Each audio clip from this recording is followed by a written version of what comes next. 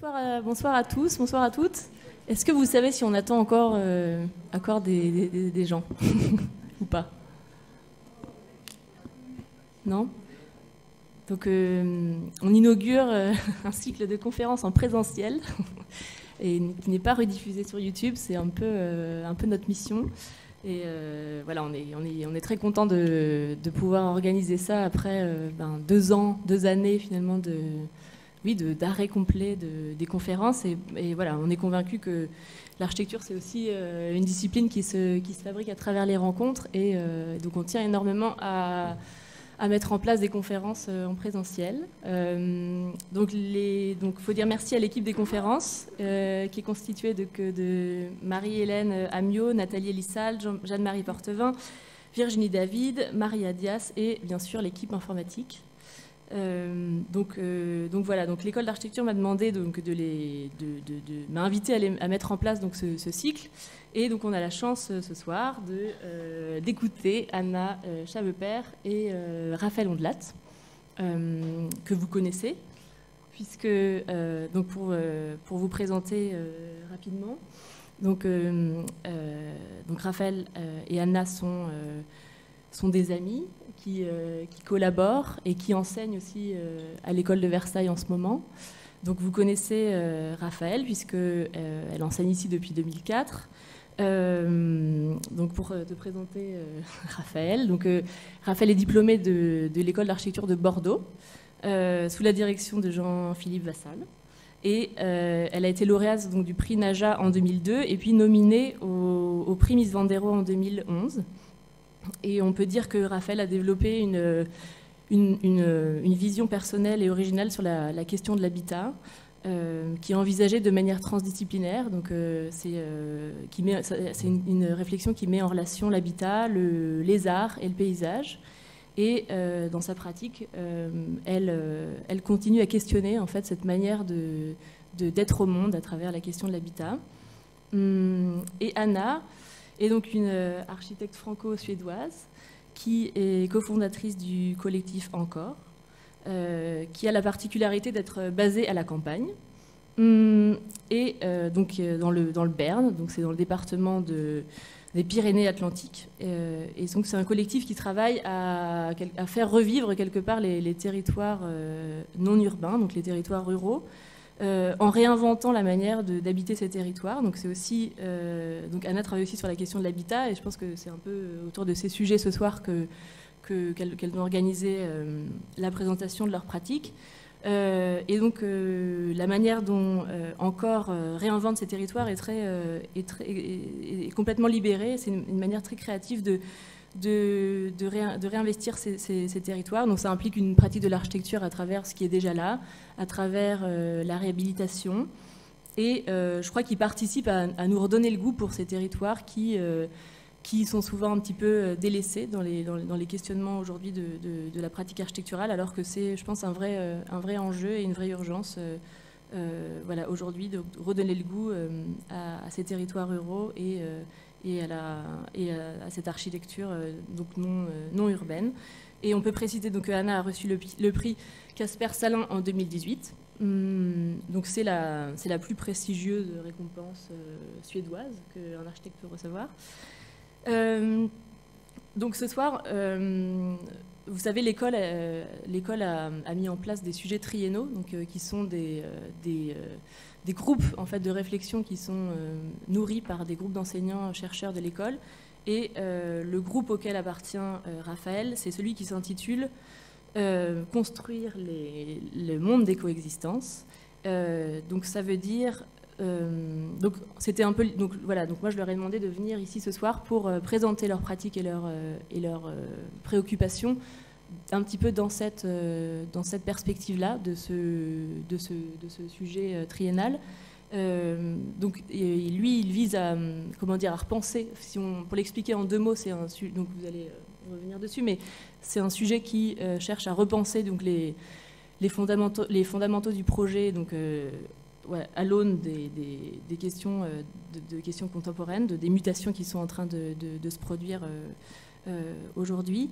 Et quelque part, pour le définir, c'est un peu l'idée que voilà, si la pensée moderne, à un moment donné, a œuvré à fabriquer un monde, à organiser un monde en fait, selon des espèces, des fonctions, des usages, quelque part l'enjeu aujourd'hui de construire le monde de coexistence, c'est inventer un monde des relations. C'est inventer en fait un monde qui va allier plutôt ce qu'on a tendance à mettre en opposition d'habitude, c'est-à-dire construire le monde qui va allier le local et le global, l'archaïsme et le contemporain, ou qui va allier nature et culture, enfin voilà.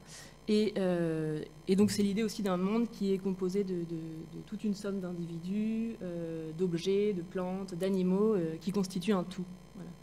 Et vous avez donc décidé d'appeler cette conférence hors, donc hors la loi, hors concours, hors d'œuvre, hors de propos. Et je crois que c'est une manière d'expliquer un petit peu, ou en tout cas de présenter la manière dont vous faites du projet en essayant toujours de repousser ses limites. Voilà, donc merci à vous deux. Et on a hâte de voir ce que vous avez préparé. Et la parole est à vous. Merci Alice. Merci beaucoup Alice. Oui, merci de nous avoir invités. Tu veux commencer, Raphaël? Vas-y. Ouais. Bon, du coup, je clique. Voilà, hors pair. Tu veux juste dire les 3 choses qui nous lient? Oui, coexistence, ça commence par un duo, déjà, par une paire. Ça commence comme ça. En fait, j'ai fait une conférence il y a pas longtemps avec Sophie Delay en duo, et là avec Anna Schaffer, qui sont pour moi les 2 plus grandes architectes du monde. Donc voilà. Hors pair, parce que, enfin, on retrace notre parcours très brièvement, peut-être? Non, ça suffit. Juste pour dire que j'ai eu une agence indépendante, que j'ai ensuite été associée avec Mathieu Laporte pendant longtemps, et que depuis 4 ans, je suis à nouveau indépendante. Donc voilà, il y a une partie des projets qui sont indépendantes et l'autre en association avec Mathieu Laporte. Oui, donc Anna, on s'est rencontrés il y a 30 ans maintenant. Ouais. Et en fait, c'est hors pair parce que c'est une rencontre assez exceptionnelle dans le sens où on a tout de suite matché sur 3 tableaux. Sur le tableau amical, sur le tableau architectural, dans le sens où la question d'habiter, qui constitue la majorité de la construction de l'architecture, à la fois dans les villes et dans les campagnes, fabrique une question principale de l'architecture, et qu'on la voit comme étant motrice de l'architecture. Et ensuite, un 3e tableau qui est le tableau de l'enseignement. On a enseigné ensemble à Düsseldorf comme guest professeur en 2011, où déjà on parlait de living rules, de la question des règles et de ce qui pourrait être hors les règles, pour le coup. Et puis actuellement, on enseigne ensemble. Voilà. Oui, effectivement, donc on s'est rencontrés, c'était 93 pour être exact. Et je ne sais pas, il y a des étudiants Erasmus ici? Non, pas un seul? Ils ne sont pas au courant? Ou vous n'avez pas des étudiants Erasmus à l'école? Si, mais ils ne sont pas là. Bon, moi j'étais en Erasmus à Bordeaux. Et effectivement, j'ai présenté un projet pour le père de Raphaël. Jacques Condelat, il s'appelait. C'était une rencontre donc, à Bordeaux. Et le soir même, Raphaël m'appelle pour m'inviter à un pot-au-feu. Voilà. Et effectivement, ça se passe par là. L'architecture et l'enseignement. Ça passe par le pot-au-feu. Et c'était notre première rencontre. Voilà. Et mon premier pot-au-feu aussi. Jacques Condelat avait une façon de travailler, avait une méthode de travail qui passait par le dialogue. Et ce dialogue, c'est quelque chose que, par exemple, quand je viens ici, vous voir et parler avec vous, c'est quelque chose que vous ne pouvez pas, évidemment, je ne peux pas le faire, vous ne pouvez pas l'écouter sur YouTube. Parce que c'est quelque chose, on s'écoute. Je vous écoute.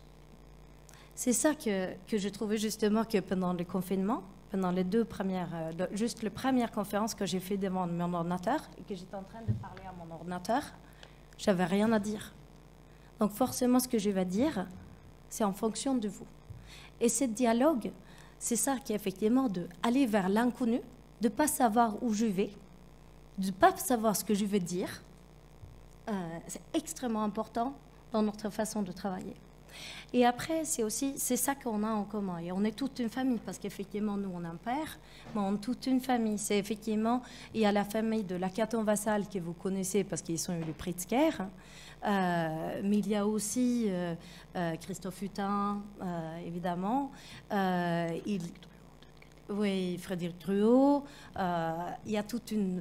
Et après aussi les autres de Collectif Encore, qui est Cyril Marlin, qui est le paysagiste de Collectif Encore, et qui fait aussi toujours le paysage pour Lacaton-Vassal, et David Pradel, qui travaillait pour Jacques Mondelat très longtemps. Voilà, donc c'est ça un peu l'équipe. Ouais.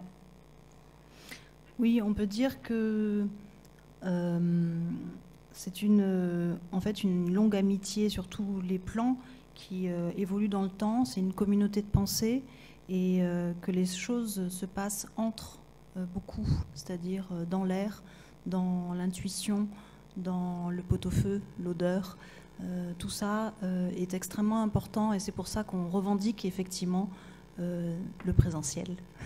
Parce qu'il y a des choses qui sont invisibles à travers YouTube et qui sont importantes. Et effectivement, vous êtes hors tout, comme on a regardé avant. C'est surtout hors de vous, hors sujet, qui vous sortez un tout petit peu de vous. C'est en fait la base de le travail de l'architecte. C'est de savoir de prendre un pas à côté pour regarder avec les yeux de quelqu'un d'autre.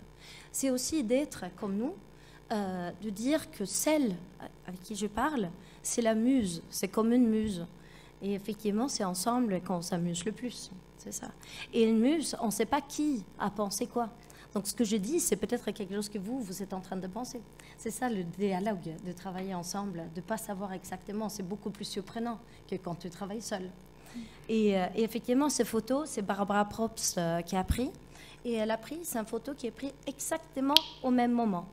C'est juste, en fait, 1 mètre d'écart. Et vous voyez la différence, ce que ça se fait, de juste bouger 1 mètre. Et donc, du coup, ça, c'est un peu une première sorte de méthode de travail. C'est de jamais vous asseoir sur vos gros culs et de plus bouger et de penser que vous avez trouvé votre place. Effectivement, il faut rester débutant. Il faut rester avec ses yeux qui voient pour la première fois. Donc, vous bougez 1 mètre. Hors champ, c'est l'image que l'on ne voit pas sur l'écran. C'est ce qui est invisible, mais concret.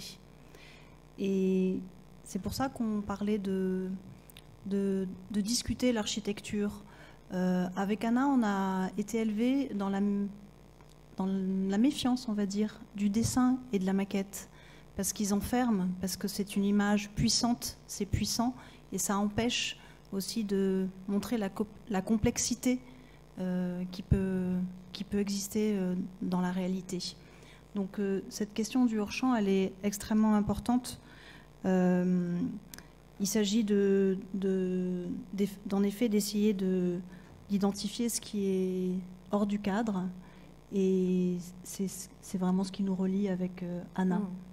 Et juste le dernier c'est un peu petite anecdote, mais il y a vraiment ce chose-là, les rencontres d'un prof comme ça que Jacques, je dis toujours, en fait, il y a ce livre, je ne sais pas quel livre c'est, et je ne sais pas exactement comment il disait, mais c'est un des livres de Kafka où il parle justement de cette porte qui est dans mon logement, cette porte qui a toujours été là, mais je ne l'avais jamais vue avant. Je découvre une porte dans mon logement qui a toujours été là.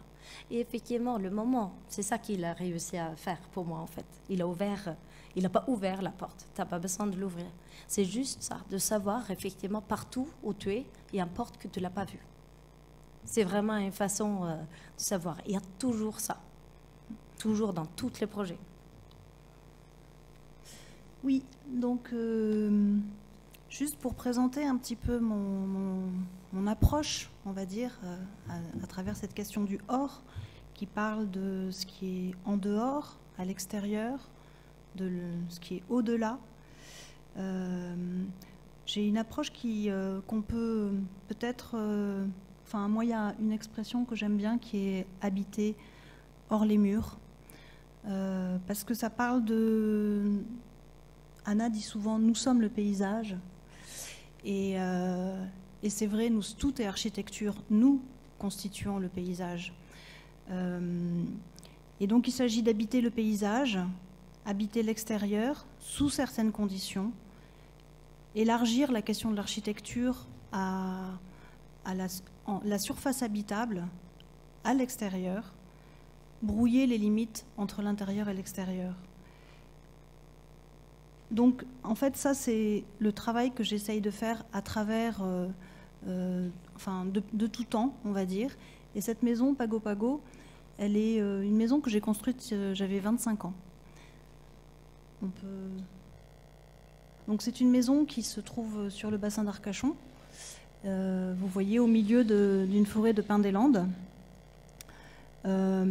Et la commande, c'était faire une cabane dans les arbres, parce qu'il y a beaucoup de monde l'été, un programme très saturé en été et beaucoup moins saturé en hiver, avec très peu d'argent. Donc hors les murs, c'est l'idée que c'est une maison qui réfléchit à comment habiter de manière généreuse et extraordinaire avec une toute petite surface. Donc vous voyez, c'est une maison. Là, on a le plan qui est à l'étage. C'est une maison qui fait 85 mètres carrés, hein, avec une mezzanine. Il y a 2 chambres, un salon d'hiver, un salon d'été, et une cuisine qui se prolonge. On n'a pas de... On ne peut pas montrer, en fait. Qui se prolonge, vous voyez la cuisine en haut. Il n'y a pas une petite souris, là? Si, peut-être. Oui. La cuisine intérieure qui se prolonge aussi à l'extérieur avec une grande terrasse extérieure. On accède à l'étage par un escalier qui est extérieur, qui est libéré de sa cage, qui est hors d'air. Et puis, en dessous, on a cet espace qui est sur pilotis, qui laisse passer le paysage, qui est posé sur une structure carrée, de telle manière à ce qu'on puisse accrocher en pied et en tête de poteau des bâches, comme ça, où on peut fermer la périphérie, où on peut faire des chambres d'été. Et toute la surface est viabilisée. Elle est extérieure, elle est viabilisée. On a un lavabo avec eau chaude eau froide, on a un WC sous l'escalier, on a une douche avec eau chaude eau froide et on a des prises partout au plafond. Donc c'est l'idée que pour une maison de 85 mètres carrés, j'en propose 2. Il y en a une qui est intérieure, et l'autre où toutes les fonctions vitales sont possibles à l'extérieur. Ici, on voit les coupes de principe de la maison. Je passe un peu vite avec une grande façade vitrée à l'étage, une mezzanine ici. Voilà, une façade fermée qui échappe au vis-à-vis environnant. Et une maison qui ressemble, on ne sait pas si c'est une cabane, elle est un peu hors du temps, là j'anticipe sur le thème d'après, mais elle est un peu hors du temps parce qu'elle utilise la volumétrie d'une cabane ou la volumétrie d'un hangar, peu importe. Et puis on a un détail de coursive qui vient se prolonger tout le long de la façade pour fabriquer une ceinture qui assoit le bâtiment. Donc c'est une architecture qui est un peu hors du temps, dans le sens où elle utilise vraiment les matériaux locaux, le pin des Landes, passé au black vernish comme les pêcheurs, en même temps des poteaux en métal parce que ça donne une finesse au bâtiment, une toiture en évrite parce que c'est pas cher et que ça empêche le grépin de venir boucher les canalisations qui n'existent pas d'ailleurs, puisque comme ça tout coule dans le sol et c'est efficace, pérenne, et en plus ça fabrique un tapis de grépin qui isole naturellement la toiture. Voilà, c'est une maison qui a coûté 80 000 €. Donc voilà, hors du temps parce que on ne sait pas si c'est traditionnel ou contemporain. C'est contemporain parce qu'il y a un travail sur le programme aussi qui est le fait de donner 2 maisons pour le prix d'une. Une petite balade à l'intérieur, on a évidemment les façades extérieures qui sont noires, qui se fondent dans la frondaison des pins, et l'intérieur qui est en contreplaqué marine, qui lui est beaucoup plus chatoyant, on va dire, à l'intérieur. Bon, je passe un petit peu vite, ça. La cuisine, intérieure. La double cuisine, intérieur-extérieur. Voilà, on voit le prolongement ici.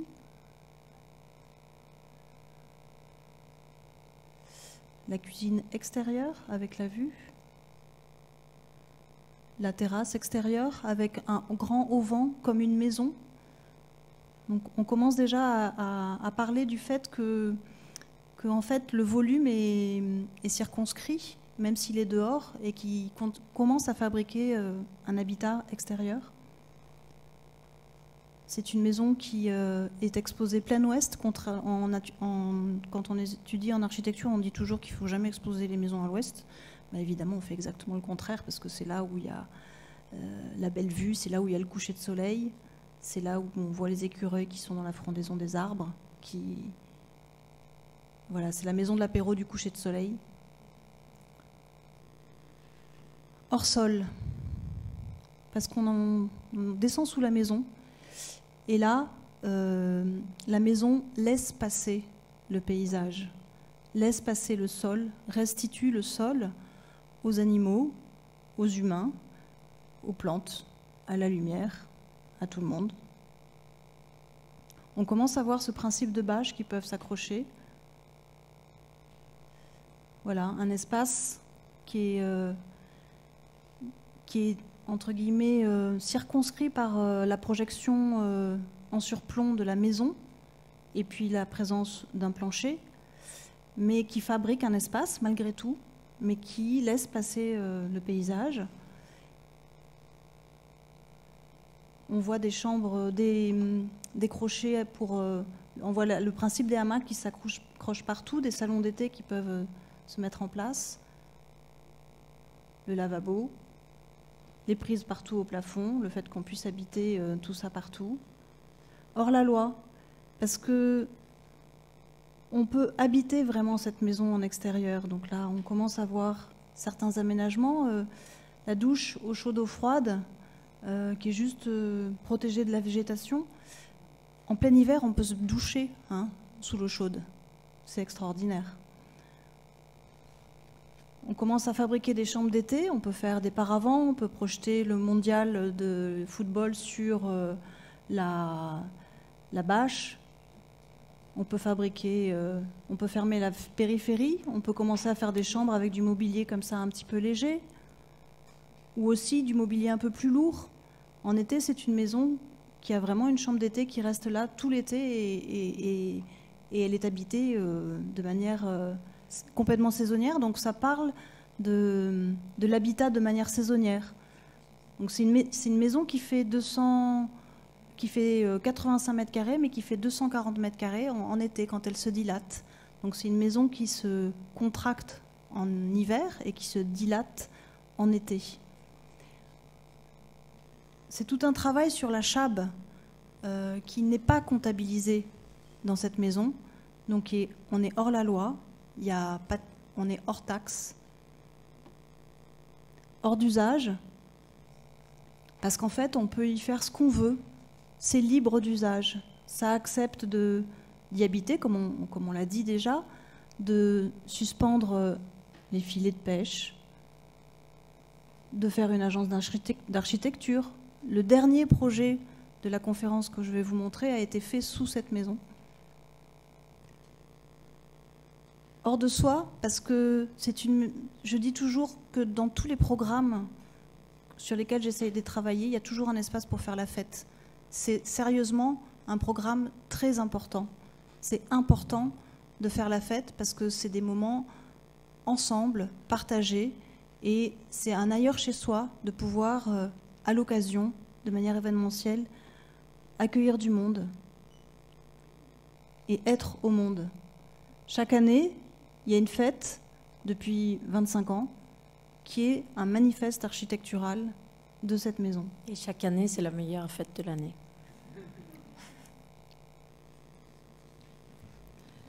Puis il y avait les flics qui sont venus, et qu'est-ce qu'ils ont dit? Oui, c'est le plus beau compliment qu'on m'ait fait. Là, les flics arrivent et ils me disent « Mais qui est-ce qui a fait cette maison sans mur ?» C'est moi. Donc, hors les murs. Hors les murs. J'espère que vous avez pas entendu parler de cette maison déjà, hein, n'est-ce pas? Hein? C'est vrai?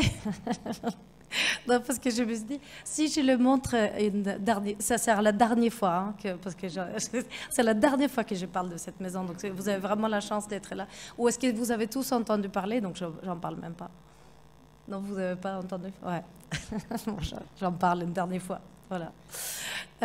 Cette maison, c'est un peu pareil que la maison de Raphaël. C'était une maison qu'on a construite pour nous. C'était une maison pour les clients, c'était ma famille. Voilà. Donc c'était mon mari et mes deux filles. Voilà. Et nous sommes venus pour la première fois et on est rentrés. C'est la première photo qu'on a prise, celle-là. Je ne sais pas si vous connaissez le Pays Basque un peu. Ouais. Et les fermes basques.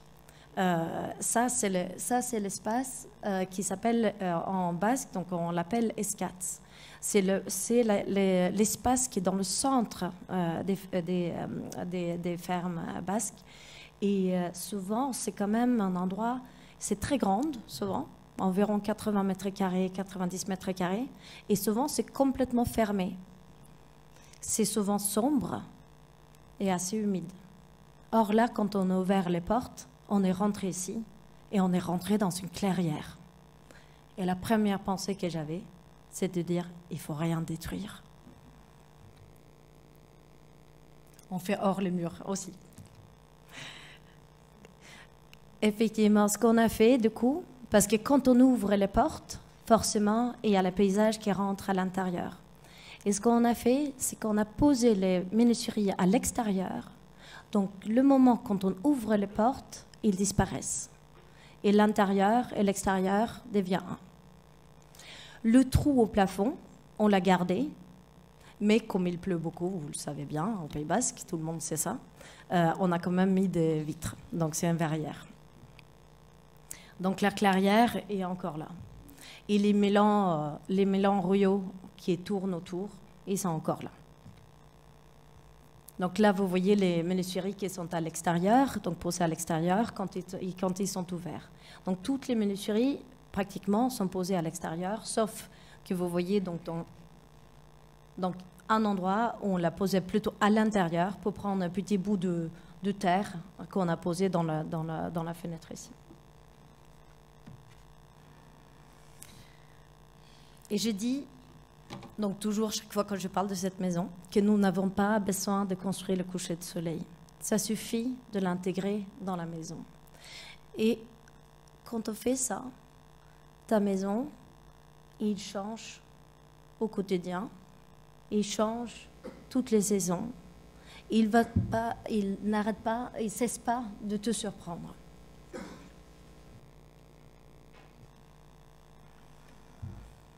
Quand tu construis une maison, tu ne construis pas que pour toi et pas que pour ton mari, et pour tes filles, et pour tes amis, et pour la fête, mais tu construis aussi pour les oiseaux. Tu construis pour les vers de terre, les abeilles. Tu construis pour tout le monde. Tout le monde sont des habitants de la maison. Et en l'occurrence, une maison comme ça qui est en ruine, eux, ils habitaient là avant. Donc on fait en sorte qu'ils vont rester. Et je montrais toujours cette image parce qu'il est vraiment nul. Hein. Vous voyez, il est flou. On voit pas. Vous voyez quand même, c'est un hirondelle qui est là-dessus. Et c'est bien ça. Hein. On n'arrive pas à prendre les photos. On n'arrive pas à les prendre en photo, hein, les oiseaux. Et donc, du coup, on prend beaucoup plus de photos des fenêtres et les menuiseries. Or, une menuiserie, il n'y a rien par rapport à la légèreté d'un oiseau. Et si ta maison est construite qui fait partie les oiseaux fait partie de ta maison, forcément, il sera bien plus légère. Et dans chaque espace, on a ce lien avec le paysage. Et effectivement, le paysage, d'avoir ce lien au quotidien, de chaque différente saison, ça fait aussi que ça relativise, ça donne échelle à la vie. On comprend en fait où on se situe pour le printemps, quand ça pousse.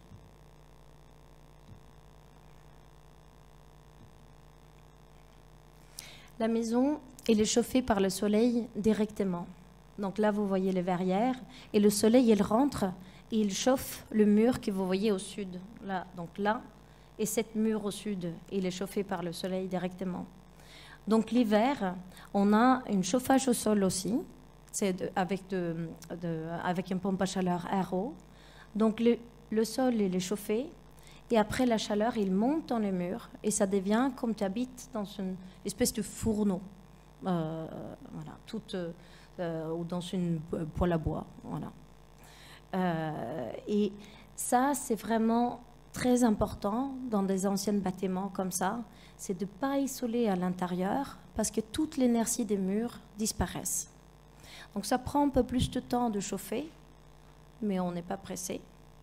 Et surtout, ce que se passe l'été, c'est que du coup, les murs comme ça, dans des anciennes fermes de 80 cm de large, ils gardent la fraîcheur. C'est ça la magie de l'inertie. Et effectivement, on avait quelqu'un de département qui est venu à la maison en plein été où il faisait 40 degrés et avec toutes les grandes ouvertures et tout ça. Donc, bon, évidemment, on a des stores. Hein, pendant l'été, on peut mettre des stores. Mais il était sûr, il était sûr qu'on avait la clim. Parce qu'il faisait si froid qu'il fallait avoir des pulls à l'intérieur. Hors la loi, hors de contrôle. Ce que se passe, en fait, que c'est les murs que vous voyez là, des anciennes fermes. Je vais quand même raconter ça, même si c'est... Après, je ne veux pas rentrer en détail pour tout, mais normalement, ça, comme il était vraiment complètement en ruine, on est obligé de déposer toutes les fermes. Et après, dans des rénovations comme ça, on met un chaînage, ça s'appelle. Donc, on met de béton. Comme il n'y a pas vraiment de fondations dans des anciennes fermes comme ça. Et donc, du coup, c'est presque comme on met les fondations au-dessus des murs. Voilà. Donc, on met comme une chaîne qui tient les murs pour qu'ils ne peuvent plus tomber. Donc, on est obligé d'enlever les fermes. Et ce que se passe, en fait, que quand tu enlèves les fermes, si tu veux le remettre, tu es obligé de faire des calculs et demander à un ingénieur de calculer. Et le moment que tu les as enlevés, tu es obligé de faire des calculs des constructions neuves. Forcément. Parce que l'ordinateur, il ne connaît pas des anciennes fermes en chaîne comme ça. Donc, il ne sait pas le calculer. Et comme on se fie plus aux ordinateurs qu'à nos propres cerveaux, c'est ça qui se passe. Mais moi, je n'avais pas d'ingénieur sur ça. Donc, on a travaillé avec un charpentier. Et donc il m'a fait une surprise. Parce que j'avais effectivement dessiné tout comme il fallait. J'avais fait des calculs, on avait regardé et tout ça. Et le jour, quand on allait poser les fermes, il avait réussi à les rénover. Et donc, c'était une petite surprise. C'était ces fermes qui est revenu ici. Et ce qui était justement hors commun, hors tout, hors norme, effectivement. Quand nous avons acheté cette maison, j'étais tombée forcément complètement amoureuse de cette maison, mais je n'avais pas du tout compris qu'elle était si grande. Elle était 700 mètres carrés et on avait pile poil 300 000 euros. Ah, c'est beaucoup, hein, je sais, c'est pas à plaindre, mais c'est pas beaucoup pour une ruine de 700 mètres carrés. Et du coup, au départ, je me dis, mais c'est pas grave, on fait une toute petite maison comme ça, mais mon mari voulait absolument tout rénover. Et du coup, comme astuce, ce qu'on a fait, c'est qu'on a fait la moitié des surfaces à l'extérieur. Donc les moitiés, 50%, sont complètement extérieures. Et dans le sud, chez nous, dans le Pyrénées-Atlantiques, on peut évidemment vivre dehors si on pense un tout petit peu bien. Donc ça, c'est l'espace qui est à l'est, où le soleil se lève à l'est, il chauffe cet lieu. Et après, donc il arrive à l'est, vous voyez là, il lève comme ça. Il est vert, forcément, il est bas. Il tourne, il chauffe cet endroit tout au long de l'hiver. Et l'été, forcément, le soleil haut, vous savez très bien, et les murs sont frais.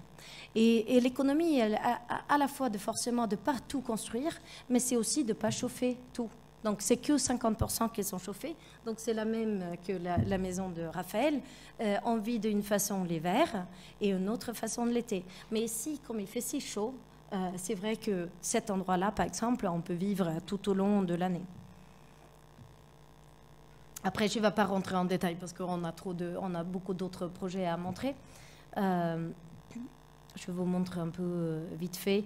Je parle souvent de ça quand même, qu'effectivement, ce qui est important, c'est moins le nénuphar, mais les libellules qui arrivent. Et effectivement, c'est ça la capacité de l'architecture, de penser, de mettre des choses en place pour qu'il y ait des choses, pour créer d'habitation pour tout le monde et pour qu'il y ait plus de biodiversité, plus de diversité tout court dans ta maison. Et effectivement, les côtés de l'ouest, c'était pareil ici, où tout le monde a dit, ça c'était complètement fermé, un endroit à l'ouest. Et cet endroit, évidemment, si on avait gardé ça à l'intérieur, ça aurait pu coûter très cher. Mais là, vous voyez, c'est des parpaings et on les a fait tous tomber. Et du coup, on a eu un terrasse de 80 mètres carrés qui est justement à l'ouest avec le coucher de soleil aussi, mais qui fait effectivement l'hiver, il fait un peu froid. Hein. Mais le reste de l'année, il est vraiment super. Et là, vous voyez toute la famille, c'est tous les clients qui a travaillé sur la maison. Et ma fille, elle a un fauteuil roulant. Donc, c'était aussi quelque chose d'assez important parce que je ne voulais absolument pas avoir un ascenseur parce qu'effectivement, hors service, ça, on sait que c'est ça qui se passe avec les ascenseurs. Et on a laissé en fait le sol qui monte avec une rampe qui rentre à l'intérieur, que vous voyez comme ça. Et après, forcément, pareil que ça, c'était avant et après, et l'importance justement de cet espace qui est effectivement grand, il y a les couchers de soleil, mais ce qui est le plus important, ce qui ne se voit pas du tout dans les photos, c'est évidemment l'odeur des roses qui te rendent complètement dingue au printemps. Et le dernier rampe pour monter à l'étage. Et après, je ne vais pas rentrer en détail parce qu'il y a quand même, on a beaucoup de choses à parler. Il y a le salle de bain, il y a une salle de bain à l'intérieur, il y a forcément une salle de bain à l'extérieur.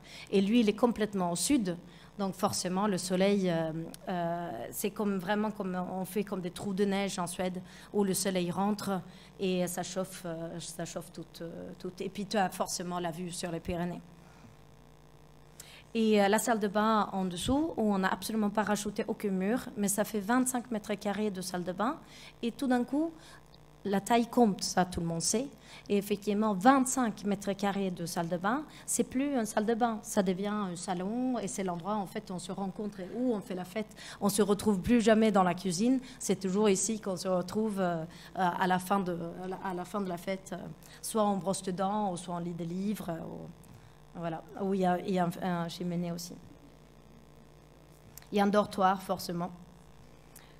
Et aussi d'autres façons de bouger, parce qu'on peut évidemment sauter de haut et en bas, qu'il y a cette façon de bouger très vite dans la maison aussi. La cuisine, avec toutes les meubles qui sait faire plusieurs choses, qu'effectivement un escalier n'est pas qu'un escalier, mais c'est aussi un endroit d'une bibliothèque. Le garde-corps, c'est aussi une bibliothèque.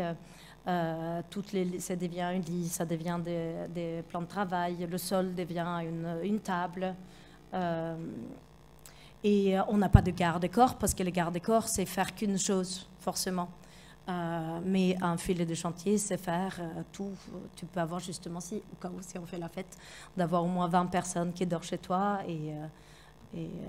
et ça laisse passer la lumière. Et là, on a l'ouverture de la maison comme c'était avant et après. Voilà.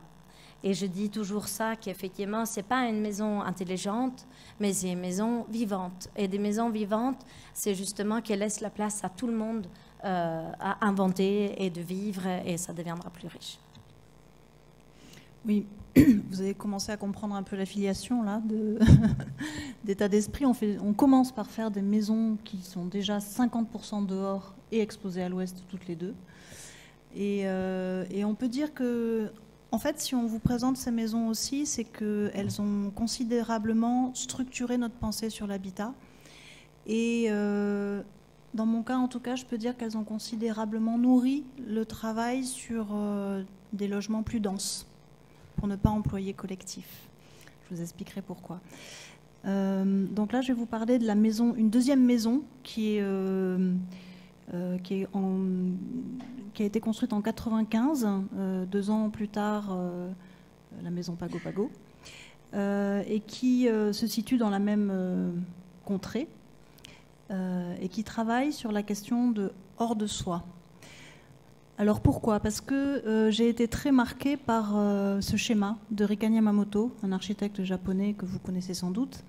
Ce schéma qui est assez fondamental dans le sens où il parle de l'espace public qui est autour, après une première couronne d'entités privées individuelles qui sont toutes directement en contact avec l'espace public, c'est-à-dire qu'on y rentre directement dans chacun des espaces privés. Et l'espace dit collectif est au centre, c'est-à-dire qu'il n'est pas imposé, mais il est choisi. Et pour moi, ça représente à la fois ce que je crois en architecture, mais ce que je crois dans la vie. C'est-à-dire que, par exemple, notre relation avec Anna, on est chacune indépendante, mais on se rejoint sur des projets. J'intègre aussi, j'ai oublié de dire, je rejoins le collectif encore de temps en temps.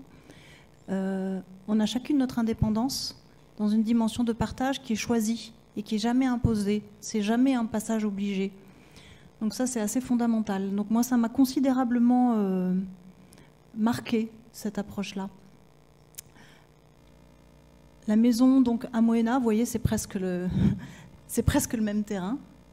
Donc c'est dans un ancien parc de la ville algérienne, donc toujours sur le bassin d'Arcachon, toujours dans un environnement qui, lui, pour le coup, le terrain est inondable. Je suis désolée, le document est très flou, mais voilà, je ne sais pas pourquoi. Donc on a l'emprise du terrain avec les pointillés qui est la constructibilité du terrain selon le PLU.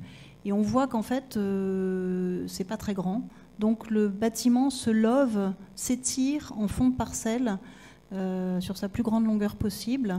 Et comme le terrain est inondable, il y a une terrasse qui vient se poser au milieu du jardin comme si on avait habité le jardin au sol. Je vais vous expliquer un peu plus après. Donc hors les murs. Vous voyez, c'est la même chose que la maison Pago Pago, c'est-à-dire qu'il y a cette trame carrée de poteaux qui permet de tendre des bâches modulaires. Il y a aussi la viabilisation par les prises de courant au plafond, par l'eau chaude, la douche, etc., etc. Tout est habitable en sous-face, hein, sauf que là, le terrain, il est humide la plupart du temps, mais ça reste possible de manière saisonnière. Et on voit les 2 escaliers qui sont extérieurs, qui montent sur la maison, sur l'étage, pardon.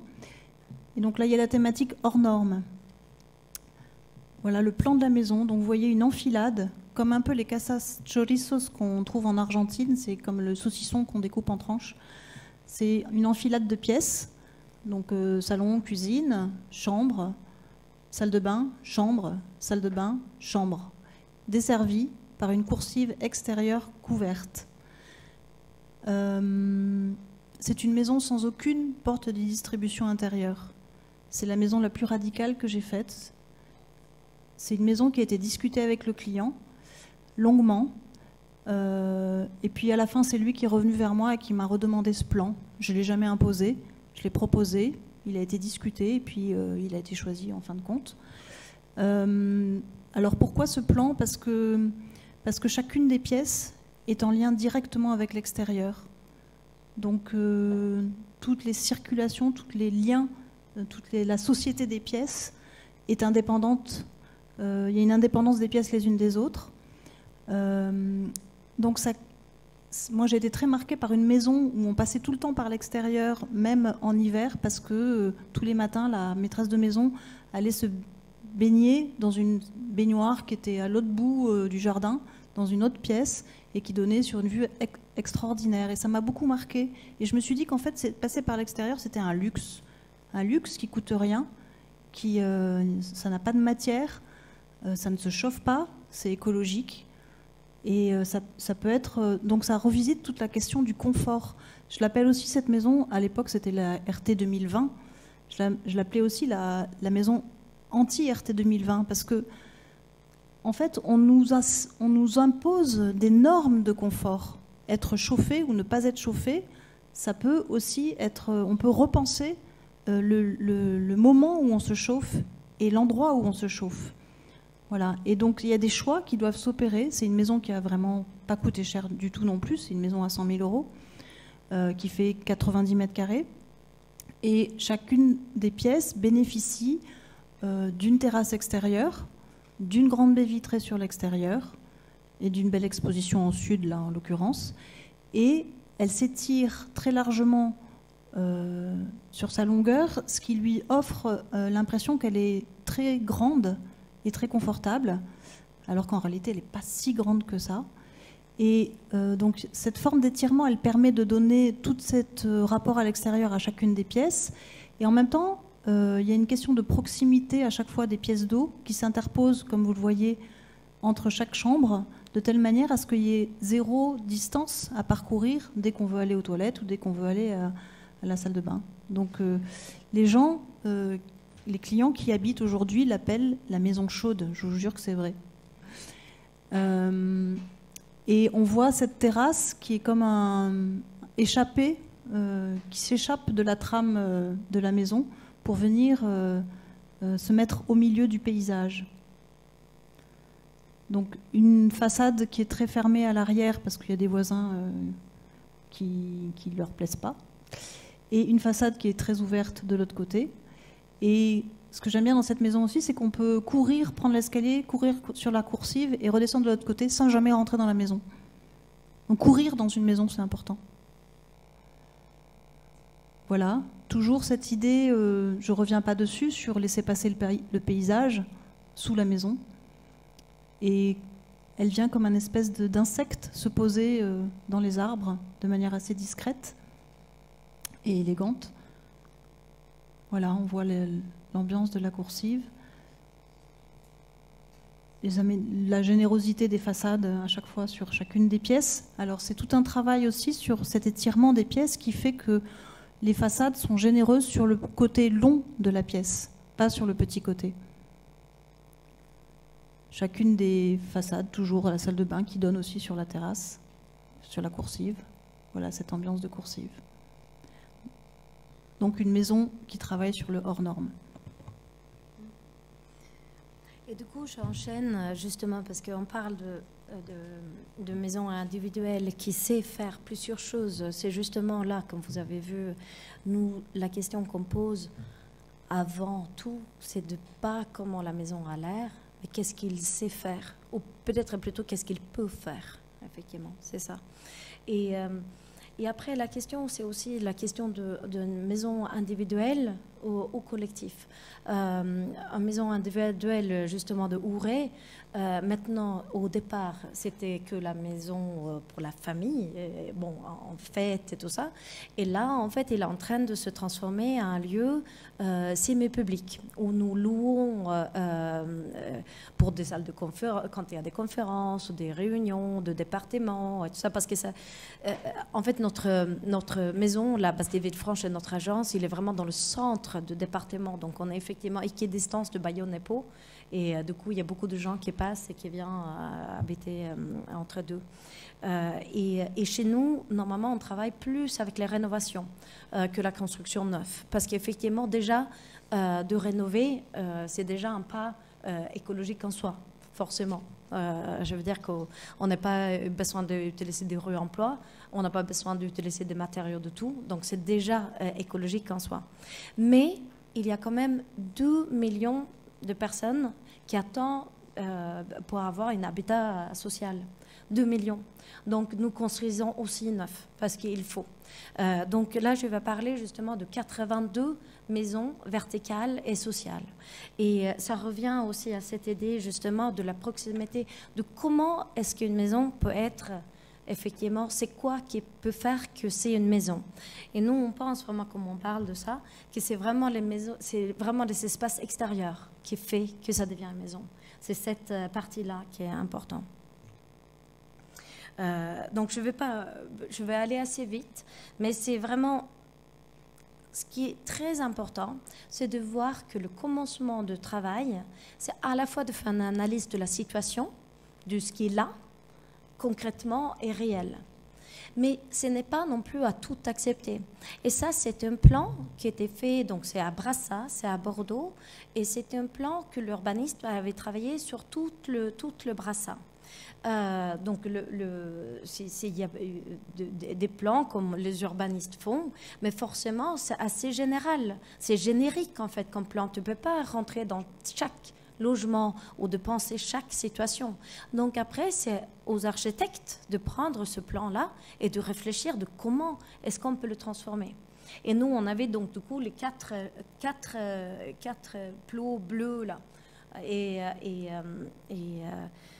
on avait des habitats sociaux à faire. Et nous avons proposé, en fait, de faire, au lieu de faire ça, de faire ce que vous voyez ici. Donc là, vous voyez, il y avait 4 plots, et nous, on a proposé de faire 2 maisons plutôt comme ça, de laisser un plus grand espace au milieu. Et on a argumenté comme ça. On a dit effectivement que si vous voyez ici les plots que vous voyez ici, ça veut dire que tu as 2 logements qui sont dans l'ombre et 2 qui sont au soleil. 2 dans l'ombre et 2 au soleil. Nous, on a dit effectivement le minimum pour un logement, c'est qu'il a un côté à l'ombre et un côté au soleil. Et c'est le minimum pour pour faire de ventilation naturelle. Il faut que les logements soient traversants. Donc ça, c'était la première chose. C'est de créer une situation pour le logement pour que ça soit bien. Et après, on avait un autre problème aussi, c'était que c'était un endroit qui avait un sol pollué. Donc, avec cette proposition-là, on avait plusieurs nombres de pieux et un coût très élevé. Or, si on faisait un bâtiment beaucoup plus simple, donc vous voyez, on diminuait les pieux énormément. Et c'est vraiment cette côté, je dis toujours, il faut mettre le paquet au bon endroit. Donc, où est-ce qu'on met l'argent? Est-ce qu'on le met sous terre ou est-ce qu'on le met ailleurs? Moi, je dirais ailleurs. Deuxièmement, c'est aussi que dans la première proposition, il y avait beaucoup de longueur de façade. Et dans notre proposition, on arrivait d'avoir moins de façades. Et pour nous, en fait, notre base de l'architecture, c'est de dire qu'effectivement, la générosité se trouve dans l'économie. Et c'est aussi que l'économie et l'écologie sont vraiment liées. Un bon architecte, c'est un architecte paresseux. C'est un architecte qui fait le moins possible. Donc ça vaut évidemment dans la rénovation, mais ça vaut aussi dans la construction neuve. Donc pour les bâtiments, on a fait des schémas comme ça, que de dire au sud, on peut avoir, donc on a 2 côtés, on a un côté dans l'ombre et un côté au sud. Celle qu'au sud, si on a moins de façades, on peut avoir complètement vitré au sud. Comme ça, on peut rentrer de l'autre côté au nord. Et comme ça, nos maisons, on peut rentrer dans plusieurs façons dans les maisons. Donc là, vous voyez, les maisons, on peut rentrer à la fois par derrière, mais il y a 2 ou 1, 2, 3, 4, on peut aussi rentrer par l'autre côté du sud. Donc là, le côté au soleil, au sud, où c'est privé, et les autres côtés où il y a les celliers qui enferment un peu, et c'est les endroits où on se rencontre. Donc, et les bâtiments créent une sorte d'engava pour se protéger des 2 côtés de rue, et après, ils créent un plus grand jardin au milieu qui était initié au départ. Et là, vous voyez, donc, du coup, c'est des bâtiments avec des structures en bois.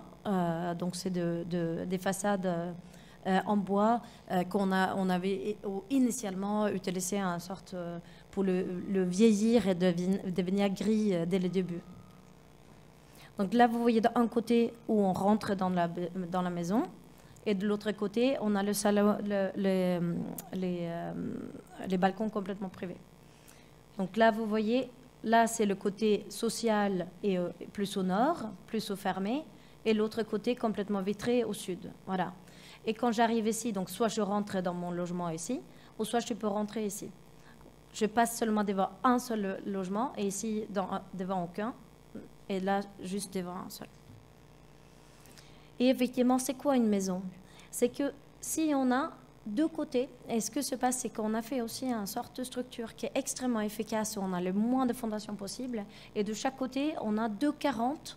2,40, c'est jusqu'à le troisième chaise là-bas. Tu peux même mettre un petit table de ping-pong. C'est vraiment pas un petit balcon, c'est un véritable terrasse. Et ce que se passe dans un endroit comme ça, c'est que tu rentres d'un côté où tu as une cuisine, tu ouvres la cuisine et tu as un bar américain de deux côtés. C'est ici qu'on se rencontre. Tu ouvres sur ce côté-là, là tu as la table de ping-pong, et tout d'un coup, tu as un énorme espace pendant l'été.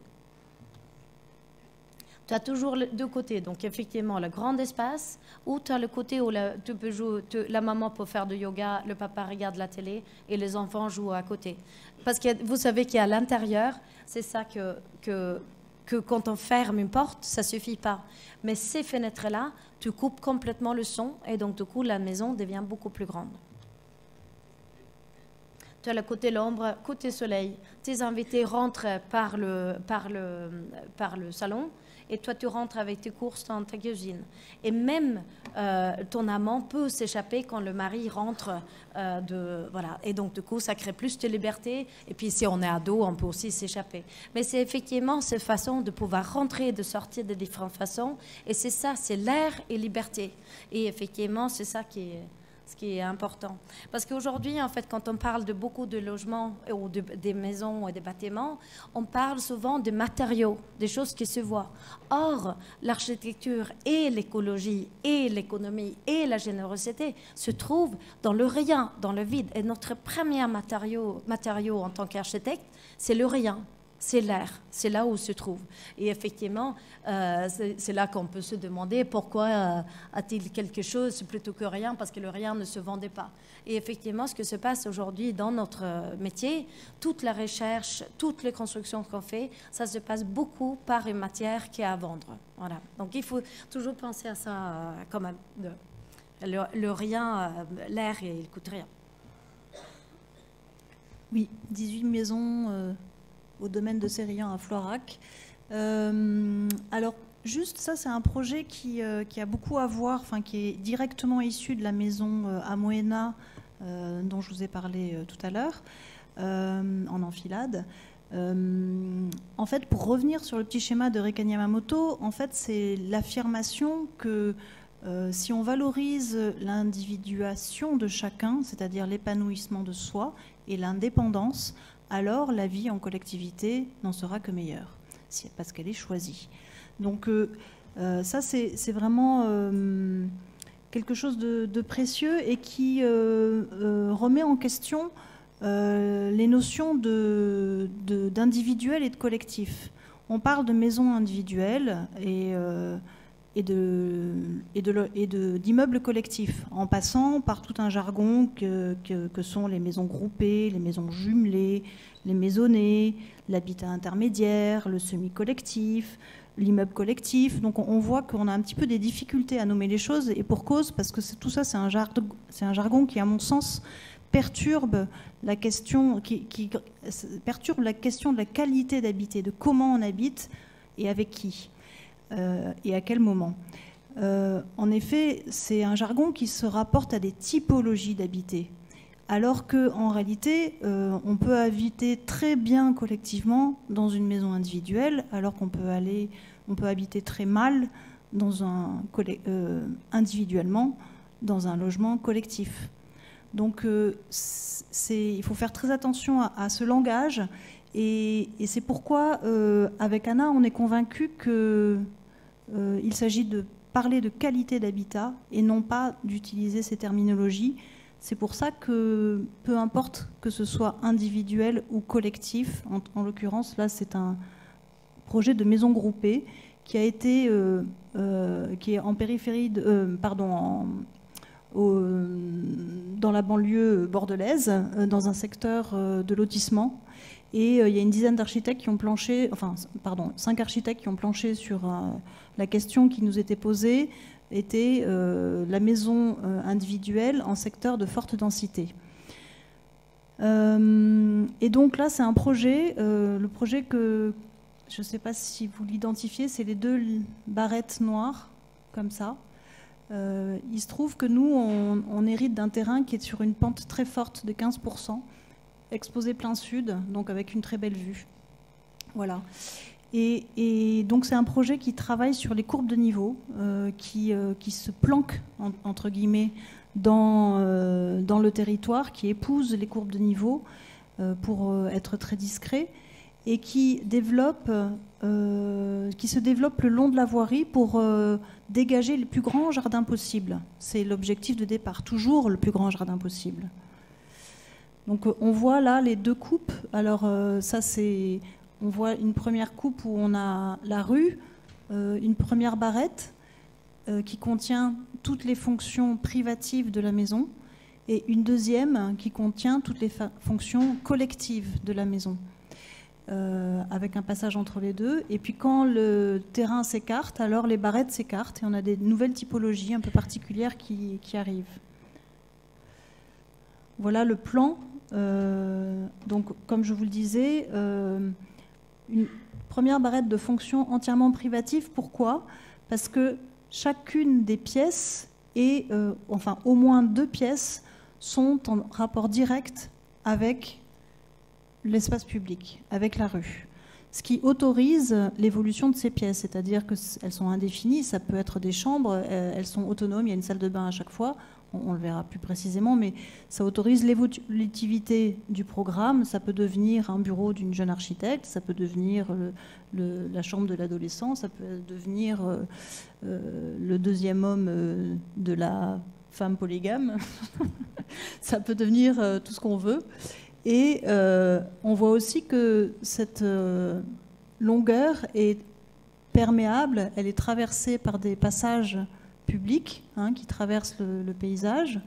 Et encore une fois, la non-hiérarchisation des entrées, plusieurs entrées possibles de ce côté-là, plusieurs entrées possibles de ce côté-là. Cette barrette qui accueille tous les salons, c'est des T4 et des T3, il y a au moins à minima une façade de 10 mètres de long qui s'ouvre avec des grands trirails sur le jardin. Et donc très, très ouvert sur le paysage. Donc là, on voit un petit peu un détail de typologie. Donc ici, on voit, ça c'est la typologie dans les extrémités où le terrain s'écarte. Donc il y a une petite distance entre les deux zones avec un passage qui passe sous terre. Ici, cette pièce qui a un accès direct depuis l'extérieur, et puis ensuite d'autres chambres qui sont une porte d'entrée également, qui permet d'accéder directement dans le séjour et à l'ensemble des autres pièces. C'est du logement social, donc on avait très peu d'argent aussi pour construire ce bâtiment. Et puis on voit ici le séjour avec les trirails, 2 trirails, donc en fait la façade s'ouvre entièrement pour se dégager aux 2 sixièmes de sa capacité d'ouverture. Un autre logement, oui pardon, excusez-moi, là on est, je me trompe, on est dans la configuration où les 2 barrettes sont accolées, elles sont à distance, et ici elles commencent à dévoyer et à s'écarter, c'est le même principe. La façade arrière, qui est en lien avec la rue, est-elle très fermée parce qu'elle est orientée au nord. Elle accueille toutes les portes d'accès de ce côté-là. Il y a juste un petit espace de terre qui est dégagé le long des 180 mètres linéaires de ce bâtiment pour que la végétation puisse investir toute cette façade, et quelque part ça commence à disparaître en fait dans le paysage parce que c'est pas haut du tout, c'est un rez-de-chaussée, et donc il y a une forme comme un espèce de mur de clôture qui fait paysage. On voit un petit peu la végétation qui commence à investir la façade. Et de l'autre côté, une façade qui fait elle aussi 180 mètres de long avec des inflexions qui permettent d'offrir aussi d'atténuer les vis-à-vis entre les logements. Et on voit toutes les chambres qui ont une vue en demi-niveau plein sud, et également tous les salons qui sont largement ouverts sur les jardins. Voilà les principes d'ouverture. Et alors, on a tellement voulu que... Oui, ce que j'ai oublié de dire, c'est qu'il y a à chaque fois des stores à Bannes qui fabriquent un espace intermédiaire entre l'intérieur et l'extérieur. Et on a tellement voulu que les gens habitent le paysage et qu'ils ont commencé à mettre un petit peu leur bazar. Là, on voit les passages qui traversent, puis des aménagements qui commencent à s'installer. Puis tout d'un coup, il y en a un qui achète une piscine qui coûte 300 €, je crois. Ça s'appelle des piscines en surface. Donc il commence à trouver ça super. On est dans du HLM. Hein. Et puis tout d'un coup, il y en a plein qui commencent à acheter des piscines. Et ça devient la grande mode et c'est la fête. Et aujourd'hui, c'est un projet qui est quasiment un photo. Ça c'est peu de temps après le chantier. Donc c'est pour ça que c'est un peu pelé. C'est presque un projet qui est infotographiable tellement les jardins sont investis.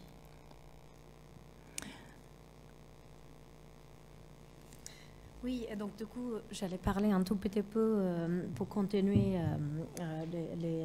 les maisons sociales et de notre travail qu'on fait dans notre département, justement à la campagne. Là, c'est un château, c'est Château d'Aguerre, qui est à Tardets, qui est dans la Soule de ces Pays Basques, mais vraiment, comme pour les Basques, il dit toujours que c'est très enclavé. Or, c'est pas du tout vrai. Il est très proche de Pau, en fait. Mais pour eux, forcément, comme c'est loin de la côte, ils trouvent que c'est un peu enclavé. Donc là, vous voyez le bâtiment forcément rouge comme ça. Et devant, il y a un petit jardin devant. Et nous, on a agrandi notre jardin pour qu'il arrive jusqu'au bout. Et de l'autre côté, vous avez un fronton. Voilà. Avant, ça avait l'air comme ça, donc c'est un assez joli château et qui est devenu un tout petit peu vétuste dans le temps et qui a été utilisé un peu pour tout, à la fois des logements, à un moment il y avait une école et des choses comme ça. Et cette construction-là était en bois au départ et ils ont transformé ça en espèce de truc en béton qui est assez un peu... qu'on a changé. Et ce que se passe en fait sur un endroit comme ça, c'est qu'on prend... Donc les problèmes, donc les lois et les normes, comme l'accessibilité, les sécurités incendie, les questions de thermique et les questions acoustiques. Et ces questions-là, ça devient le départ d'une création. C'est effectivement parce que c'est souvent comme ça, c'est les problèmes, les grands problèmes qui créent les inventions. Et ce bâtiment-là, il y avait déjà un bailleur social qui avait essayé de le rénover. Et il faisait comme on fait souvent en fait à la campagne encore, mais c'est en train de changer. C'est qu'on prend un vieil bâtiment comme ça, et après on prend un bâtiment neuf et on le met dedans. Et c'est vraiment très très courant. Et vous le voyez, hein, tu vois à l'extérieur, ça a l'air comme un vieil bâtiment et tout ça. Tu rentres à l'intérieur et c'est tout neuf. Tu as des placots partout.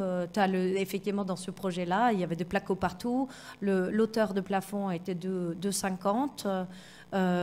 Il y avait effectivement complètement un bâtiment neuf. Et pourquoi ils font ça? Parce que comme ça, ils n'ont pas besoin d'y aller. Tu n'as pas besoin de passer de temps sur place. C'est vraiment des projets, donc du coup, parce qu'on parle de hors-sol d'une façon bien, mais il y a aussi le hors-sol problématique, où justement, les projets, le travail qu'on fait n'est pas assez sur place. Et effectivement, tu ne peux pas rénover sans passer beaucoup de temps sur place. Et effectivement, quand je parle d'un architecte paresseux, pour être paresseux, il faut travailler énormément et passer énormément de temps sur place. Donc là, vous voyez, c'est les logements. Donc il y a 13 en total de logements. Je ne vais pas rentrer trop dans les détails, mais juste expliquer de comment on a fait. On travaille, en fait, pour la sécurité incendie, on travaille avec la même personne que la Caton Vassal a travaillé sur Palais Tokyo. Vous voyez Palais Tokyo, j'imagine que vous êtes allé plusieurs fois. Et toute la question de ça, c'est justement de faire le moins possible, mais quand même assurer la sécurité incendie et l'accessibilité. Et ils ont travaillé, Christian Rincel, c'est un ancien pompier. Donc, ce n'est pas du tout des questions théoriques. C'est vraiment, il connaît le feu. Et puis, moi, en l'occurrence, je connais l'accessibilité.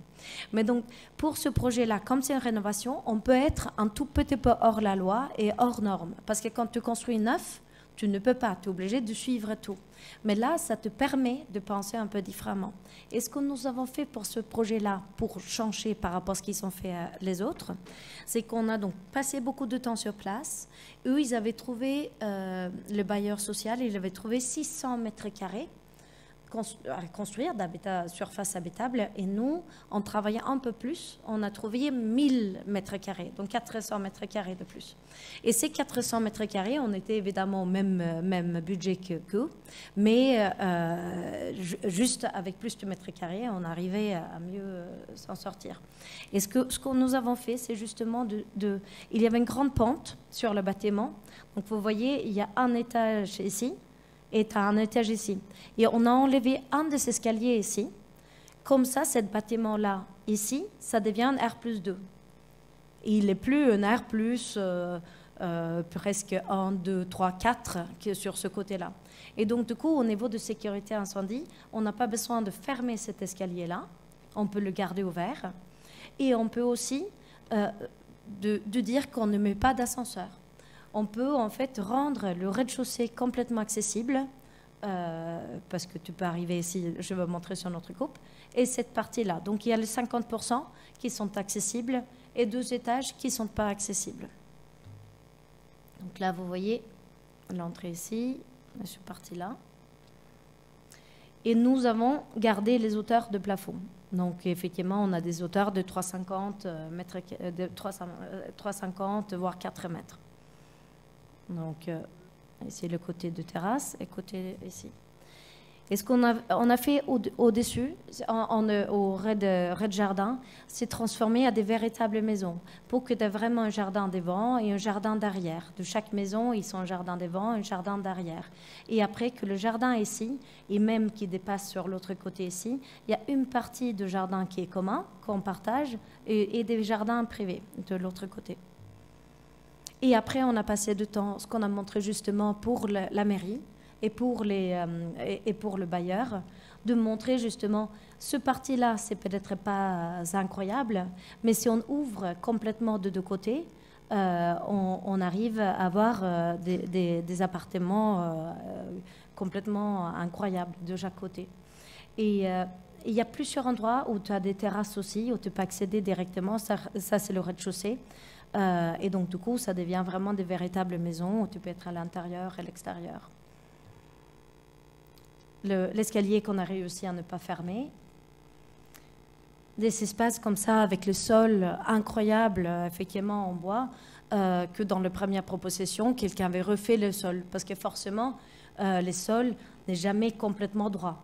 Et effectivement, la mairie nous a demandé, mais et alors maintenant le sol, les anciennes planchers, ils vont être droites, ou ils vont être planes. Et j'ai dit, mais non, je peux vous assurer qu'il n'y a pas un seul endroit qui va être complètement plate. Et c'est ça le côté des anciennes bâtiments, c'est incroyable. Et évidemment, il vaut mieux garder le sol avec ce parti de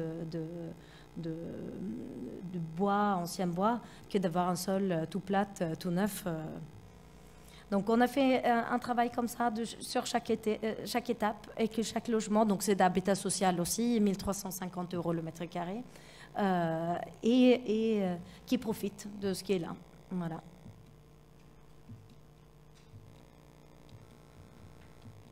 Et après, on ne va pas parler de ça, il faut parler plus de... Parce que là, il est un peu tard, en fait. Oui, on va essayer de faire vite. Un projet que j'aime beaucoup, 50 logements sociaux, résidence Pierre Loti à Étré, près de La Rochelle. C'est un projet de logement social qui s'adresse aux loyers les plus bas de l'échelle sociale pour des personnes en réinsertion. Dans un site qui est assez extraordinaire, au milieu d'une cité avec des barres et des tours, et qui a la vue sur la mer. Quand il fait beau, on voit le Fort Boyard. Voilà. Et le bâtiment qui a été... cette cité a fait l'objet d'une rénovation en rue, et l'urbaniste qui a refait les plans a posé notre parcelle que l'on voit en noir au beau milieu d'un espace chemin de traverse, on va dire, qui marche super bien dans la cité. C'est vraiment un espace central qui marche super bien. Et pof, notre bâtiment est parachuté au milieu de tout ça. En plus, avec un petit côté qui ne donne pas sur la mer, enfin qui donne sur la mer, pas le grand côté. Donc tout faux pour l'urbaniste. Donc notre objectif, c'est de réparer, entre guillemets, tout ça, c'est-à-dire de restituer le sol comme cet espace public l'est à l'origine, et d'essayer de redonner la vue sur la mer à tout le monde. Donc on voit l'environnement du plan masse.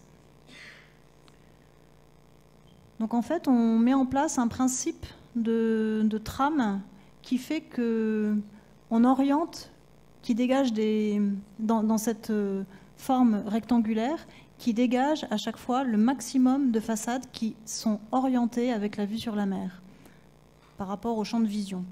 Seule la petite façade côté nord peut avoir des vues sur le parc arrière, mais elle a quand même certaines vues qui donnent sur la mer.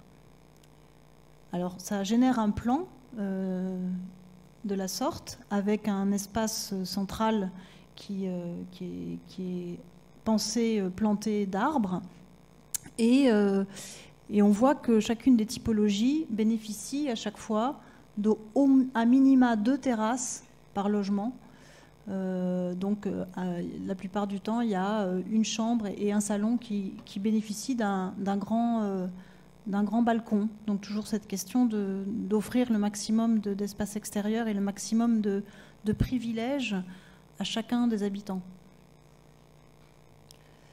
La vue qu'on imagine avoir sur la mer. Alors cette vue, elle est conditionnée par le fait qu'il y a une certaine hauteur par rapport au bâtiment voisin, à partir de laquelle on peut voir la mer. En dessous, on ne peut pas. Donc on a élevé le bâtiment de cette hauteur-là, à peu près 6 mètres, et pour laisser passer le parc et laisser passer l'espace public.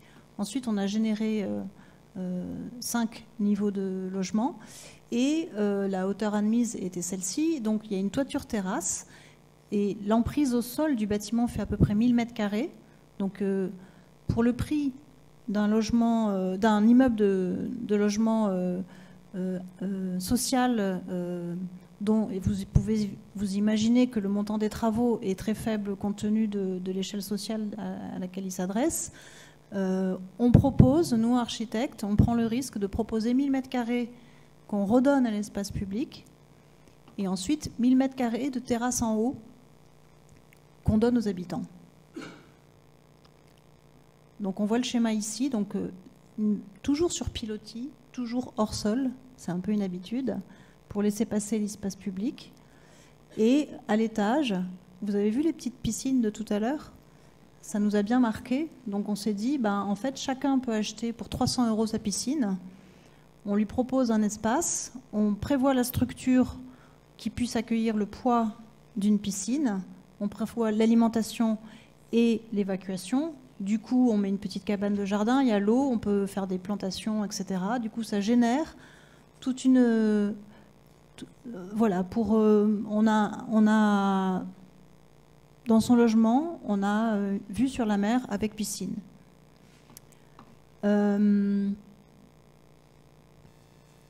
Voilà une coupe du bâtiment.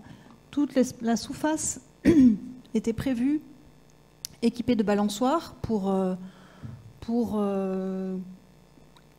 être joyeux, et puis pour que le public s'y installe dans un esprit de rencontre. Et on voit ici l'aménagement de la terrasse. L'aménagement simplifié, entre guillemets, de plusieurs petits lopins de terrasses qui peuvent être attribués à chacun des habitants, et un espace commun. Et puis ici, le plan d'espace public au rez-de-chaussée, avec des bancs, des tas de ping-pong, des balançoires pour que les gens se rencontrent. L'image, je montre cette image parce que je vais vous expliquer l'histoire du projet, mais ici on voit l'image de la terrasse à l'étage et puis la traversée en sous-face. On voit aussi les balançoires et les arbres qui rentrent à l'intérieur de cette puits de jour centrale. L'histoire du projet fait que nous avions, en tant qu'architecte, rempli toutes les conditions du projet, c'est-à-dire qu'on était en appel d'offres, on était dans un appel d'offres fructueux pour 1000 m² d'espace public en plus par rapport à ce qui nous était demandé, et 1000 m² de terrasses collectives accessibles en plus avec piscine sur le toit. On rentrait dans les prix. Malheureusement, c'est les histoires de projet. Au dernier moment, le directeur du bailleur social change et dit « Ah bah, il faut que je fasse des économies ». Donc, il nous a sucré la terrasse sur le toit, alors qu'on s'est battu comme des chiens pendant des années pour pouvoir la faire passer. Mais voilà, c'est des espaces qui sont aussi fragiles parce que considérés pas comme importants, alors qu'on s'est battu comme des fous et que ça nous semble extrêmement important. Voilà, on est sur le balcon. La vue qu'on peut avoir, il ne fait pas très très beau ce jour-là, mais on voit la mer. La sous-face. Voilà, les espaces de passage. Et les voisins, ce n'est pas des enfants de l'immeuble, c'est des enfants d'à côté qui viennent jouer dessous. Voilà, donc toujours hors sol, le don de l'espace public et donner le privilège à chacun des habitants. Ah oui, c'est moi encore. Oui, juste, c'était une petite parenthèse. Cette histoire de donner, ça c'est juste une image, un équipement public saisonnier qui nous a été demandé par Jean Nouvel pour le Grand Paris. Il a demandé à plusieurs architectes de faire des scénarios d'équipements publics saisonniers pour les grands ensembles. Et on a répondu par ça, puisque, vous voyez, on aime beaucoup. Donc c'est une espèce de piscine olympique qui est constituée d'un ensemble de piscines à 300 €, qui est démontable facilement. Et ça raconte bien le schéma du fait d'être dans des équipements individuels qui, ensemble, fabriquent un tout collectif pour une économie redoutable. Et moi, je vais, comme c'est un peu tard, je saute ce projet-là. Je le raconterai la prochaine fois. C'est une minuterie, des silos et des... Voilà. Donc, c'est aussi une rénovation. Mais ça va être plus drôle de le raconter quand on l'a fait. C'est des espaces de coworking et juste parce que, effectivement, les logements, ils vont être dans le silo. Donc, on va couper le silo avec un scie en haut vers en bas pour créer des logements. Mais je vous raconterai qu'on l'a fait, ça sera mieux. Et au-dessus, il va y avoir une grande serre partagée par tout le monde. Donc, ça va être des maisons en bande, en fait, pareil comme tu avais fait toi, mais en trois niveaux. Comme ça, oui. Donc, je passe...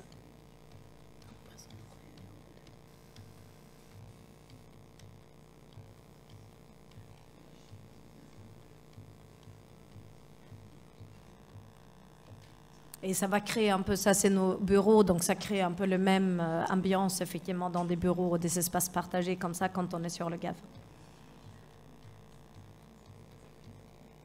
Voilà.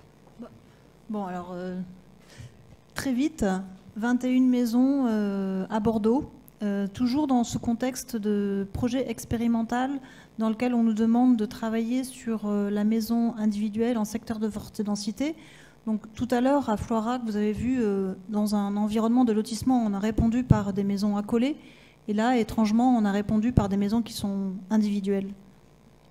Donc c'est une forme de paradoxe. On est dans un site à l'articulation entre les maisons de ville et les grandes barres du Grand Parc, ici. Et la question du coefficient des sols nous est posée. Et il se trouve que notre projet répond au même coefficient d'occupation des sols que le projet de barres et de tours du Grand Parc. Donc c'est une densité horizontale. Pour faire vite, sur la question du logement, on s'accorde tous à dire que ce qui nous intéresse, c'est l'espace extérieur comme étant définissant fortement la notion de maison, d'habiter de manière individuelle, c'est la qualité de l'espace extérieur. Et donc, on imagine que c'est plutôt qu'un jardin soumis au regard des avoisinants, c'est plutôt la terrasse sur le toit qui fait la qualité de l'espace extérieur dans ce contexte de densité. Donc on peut voir la partie dans laquelle on a travaillé avec une ceinture bâtie et un ensemble de maisons qui se promènent dans le terrain, mais qui en réalité sont très étudiées dans la question des vis-à-vis, parce que chaque maison est une maison écran avec 2 faces fermées et 2 faces ouvertes. Et il se trouve que le terrain aussi en rez-de-chaussée est inondable, donc elles sont sur pilotis. Et puis vous savez, toujours la question de faire la fête. Donc quand on fait la fête, on termine toujours soit dans la salle de bain, soit dans la cuisine. Donc c'est une maison qui travaille sur la... On voit un petit peu la manière dont elles dansent entre elles. On voit aussi des serres là qui viennent je vais raconter plus tard. Voilà cette ambiance-là. Donc on voit les proximités entre les maisons aussi. Donc c'est une maison donc sur pilotis parce que le terrain est inondable et le premier étage est composé des chambres. Ensuite on a le salon et ensuite on a une très grande cuisine de 16 mètres carrés qui s'ouvre très largement avec des trirails sur une terrasse extérieure, de telle manière à ce que chaque maison a son perchoir sur la vue. On voit ici la structure de la maison et ça génère un espace. On voit la façade ici. En fait, sur la rue, en fait, le schéma s'inverse, c'est-à-dire qu'on a une grande serre qui est donnée au salon qui se retrouve en bas de plein pied avec la serre, ensuite des chambres et ensuite une dernière chambre sur la toiture. Ici, on voit les plans avec en particulier l'aménagement du sol. On est toujours hors sol et c'est un état assez étrange. C'est un jardin collectif, mais avec la projection des maisons privatives au sol. Donc ça permet une forme d'appropriation de ces espaces de manière dédiée à la maison. Donc c'est une espèce de lévitation d'espace privatif au-dessus d'un espace collectif extérieur. Ici on voit la strate, donc ça travaille par strate horizontale. Il y a la strate des chambres, ensuite il y a la strate des salons. On voit les questions de vis-à-vis qui sont gérées par une façade écran et une façade très ouverte, avec vraiment une vue panoramique sur le salon. Et ici les vues qui échappent parce que chacune des maisons n'est pas mise de manière frontale l'une face à l'autre, mais permet de dégager des vues traversantes. Et ici, toutes les cuisines ou chambres qui donnent sur la terrasse. Donc il y a une strate de terrasse. Ça génère un espace comme ça dont je parlais, qui est un espace redonné au public avec des appropriations possibles, des projections privatives. On voit la densité de la tour qui est derrière, qui répond à la même question aux mêmes causes que notre projet. Voilà un escalier pour 2. L'espace du salon avec les baies périphériques. L'ambiance de la terrasse, et on voit qu'il y a tout d'un coup une espèce de strate, je suis fatiguée, de terrasse avec les cuisines. Comme c'est l'espace festif, on voit que quand c'est l'heure de l'apéro, dans la région bordelaise, il fait beau assez tôt, donc ça vit énormément. On peut presque se passer le sel d'un balcon à l'autre. Voilà, un peu cette ambiance un peu festive. Donc c'est toujours cette histoire d'une somme d'individualités qui marchent ensemble. L'espace, au sens japonisant du terme, comme espace fluide, fait le lien entre tous ces éléments et fabrique une ambiance collective un peu particulière. Voilà. Là, je pense, Alice, il faut qu'on arrête là, parce que c'est un peu tard. Hein. Ouais, je pense. On finira Demain. Oui, on va finir demain. Non, mais peut-être que j'ai dit deux mots sur un peu vite. Et effectivement, sur les méthodes de travail, comme on a travaillé, on parle en fait de toutes les choses qui sont invisibles dans l'architecture. Vous voyez bien, c'est tous les liens sociaux qui sont importants. Mais ça ne veut pas dire qu'il ne faut pas faire attention à, forcément, il y a une forme à la fin. Et ce projet-là, j'ai travaillé pour un artiste suédois et qui était sculptrice. Donc forcément, sur ce projet-là, nous avons fait beaucoup de maquettes, énormément de maquettes, des tout petites maquettes et des très grandes maquettes. Et c'est dans un endroit, c'est sur une île qui s'appelle Gotland, parce que donc j'habitais en Suède, donc on avait commencé ce projet-là quand j'habitais encore en Suède. Et c'est le seul endroit en Suède où on ne construit pas avec de bois. C'est le seul endroit où on est obligé de construire. Donc, il y avait des réglementations très, très dures. Il fallait construire avec il faut que les murs soient, ça a l'air comme des sortes de pierres et qu'il y ait un enduit. Il fallait que l'auteur le plus haut soit 6 mètres et 3,5 sur les côtés. Il fallait que ça soit sur le sol. Il ne fallait pas être sur pilotis parce que je voulais le mettre en pilotis. Ça, on n'avait pas le droit. Donc, il y avait toute cette réglementation autour de la maison. Donc là, on voit la maquette avec les clients qui travaillent. Et effectivement, cet endroit, ça s'appelle Huvlehellar. Et en fait, ça veut dire trou et roche.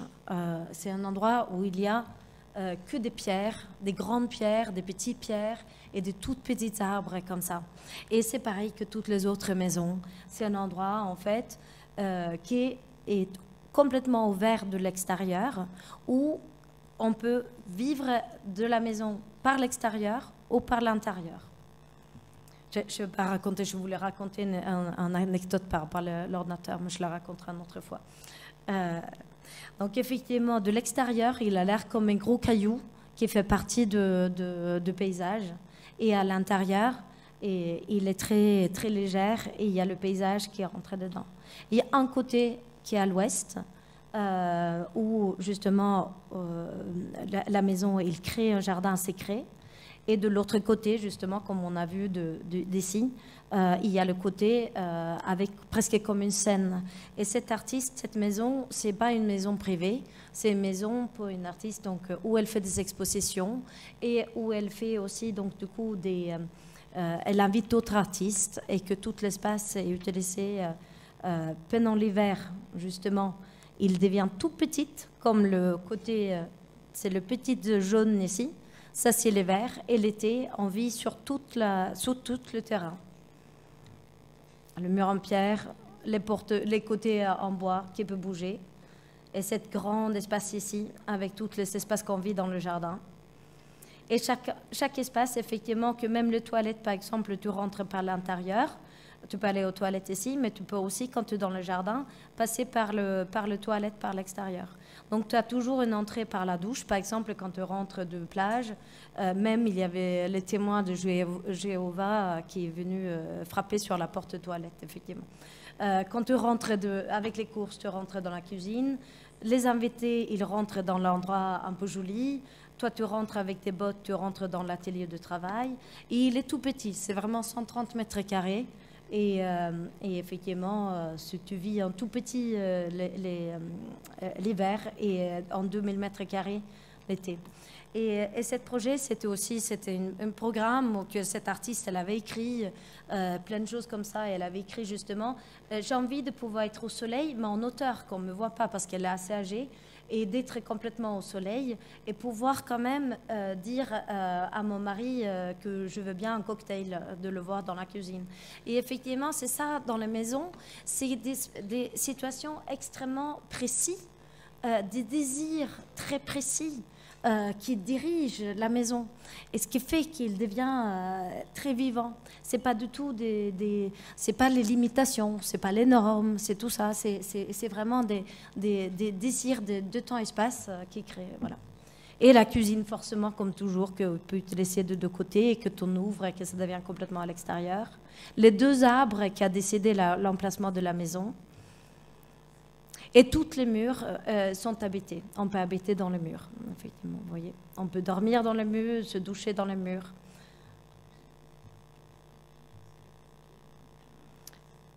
le lieu de chef, où on voit à la fois le ciel, la mer et la terre, et tu vois tout le monde. C'est un peu comme l'entrée dans les maisons algériennes, en fait. Et c'est aussi le côté un peu japonais, en fait, où quand tu es ici, quand tu es debout, ça change complètement que tu t'assois, c'est là que tu vois la vue. Voilà. L'escalier qui sait faire tout, qui est à la fois... voilà.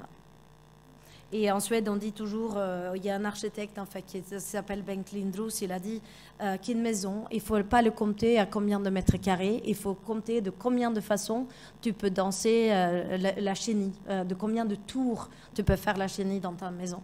Et dans cette maison, effectivement, c'est à l'infini. Après, effectivement, là, vous voyez le premier esquisse, je voulais mettre sur des petites plots comme ça, parce qu'elle avait vraiment peur des souris. Voilà, vous voyez. Or, comme on n'avait pas le droit, j'avais demandé pour le permis de construire. Il a dit, mais non, c'est hors de question, il faut vraiment qu'il soit attaché au sol. C'était comme ça, effectivement, c'est comme ça que tu fais pour ne pas avoir les souris. Et c'est comme ça qu'on a fait cette socle qui fait que les souris ne peuvent pas monter en haut. Voilà, donc c'était la base de la socle. Après, les murs ne sont pas en béton. C'est de l'argile expansée. Je ne sais pas si vous connaissez en Suède, on construit beaucoup avec ça. Et après, c'est l'enduit à la chaux. Il y a de géothermie qu'on utilise beaucoup en Suède, donc c'est chauffé exactement pareil.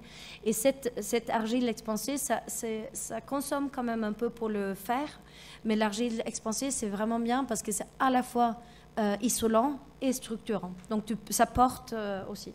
Et le toiture, c'est en structure en bois. Voilà. Et effectivement, le meilleur endroit, c'est quand tu peux monter sur le toit, où tu as une vue de 360 degrés et que ça te fait penser à cette caillou que tu n'avais pas le droit de monter quand tu étais petit, et tu montais quand même, et tu avais cette vue imprenable. Après, on voulait parler d'un dernier petit projet, mais très vite, juste, parce que là, au moment, quand on parle de l'architecture, et de qu'est-ce qu'il sait faire, l'architecture. On commence par des petites maisons individuelles, et forcément, vous avez bien compris que ces maisons individuelles, comment on habite dans le monde, ça construit notre monde. Donc, effectivement, ce monde, il a créé au quotidien, et nous sommes responsables de ça. Et du coup, ça, c'est un projet que nous avons fait, c'était 2010, c'est un concours pour le centre russe. On a perdu, bien évidemment. Je ne sais pas si vous avez vu le centre russe. C'est à côté de Kedsen. Vous l'avez vu ou pas? Vous savez ce que c'est ou pas? Non, personne, mais heureusement, parce qu'on a envie... Ouais, c'est vraiment triste quand on passe devant. Il est complètement fermé. Et forcément, un lieu comme ça, c'est un espace sur la Seine qui a été donné aux Russes. Et on ne sait pas ce qu'on a eu de retour. C'est Sarkozy qui l'a donné, et il a eu un retour. Forcément, il y a toujours des retours. L'architecture, c'est politique. On habite la maison, donc même de prendre un bain, c'est politique. Effectivement, c'est quelque chose que vous ne pouvez pas s'échapper. Et même si on parle des oiseaux et des vers de terre et tout ça, ça peut sembler très, très légère. Mais effectivement, il y a un côté révolutionnaire dans ça. Parce que dans cet espace-là, il y a l'espace pour tout le monde. Et là, cette centre russe que nous, on avait pensé, c'était de dire effectivement que si Sarkozy faisait un don aux Russies, de cet lieu, c'est que la Russie en soi redonnait aux habitants qui allaient habiter là, les prêtres, les oiseaux, les vers de terre, les touristes, les Parisiens, redonner un espace, un parc où on peut se rencontrer. Donc effectivement, c'était de créer comme un petit lopin, on dit lopin? Un petit lopin russe, avec des bouleaux comme ça sur terre, et une église qui était creusée dans cette boulot comme ça. Là, vous voyez la structure comme ça, et avec un dôme comme ça, avec un petit espace où on peut se rencontrer. Voilà. Donc creusé comme les anciennes églises où on passe comme ça. Et là, c'était le passage. Et effectivement, cette mur, donc, qui était en pierre, qui était autour, il était complètement ouvert, où on pouvait passer, et que cet espace, c'est un lieu public. C'est un parc public où on peut se rencontrer. Et cette mur, il y avait donc des creux où tu peux t'asseoir, tu peux boire de l'eau, justement, où c'est un bâtiment qui donne. Et on parle effectivement de ça, que c'est le don, dans une certaine manière. L'architecture, c'est la capacité de donner. C'est le don. Et cette parc, c'était le don que la Russie faisait, mais c'est toujours ça. Il faut qu'il y ait un don et c'est un retour. C'est un peu un échange. Et c'est effectivement pareil, quand nous, on est en train de parler à vous, on vous écoute, on vous donne et vous nous donnez aussi. Voilà. Parce que par exemple, maintenant que vous allez nous poser des questions, il y a le retour. Donc, merci.